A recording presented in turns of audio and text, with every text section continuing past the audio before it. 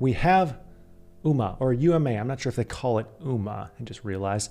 Anyways, if this was founded by Hart Lambert and Allison Liu, and I wrote here that they met at the most cliche place where brainiacs meet, which is the Goldman Sachs trading floor, and UMA means Universal Market Access. Now this one's a little bit more technical, especially on the financial end. So if you're not very up and up on financial instruments, it might seem a little bit boring, but just hold out through the end here and you'll understand the level of disruption with this one.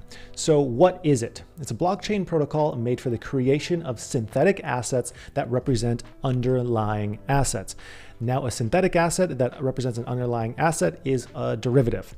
Now, this could be used for many things within derivatives like futures contracts, options contracts, and swaps. Now, options contracts are fairly common for a retail investor, but something like an interest rate swap is not common and done more on the large banking institution size.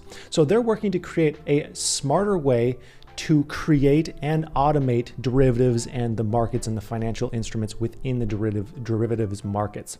So what's the potential here? It sounds pretty boring, but there's actually a lot of disruption that could be had.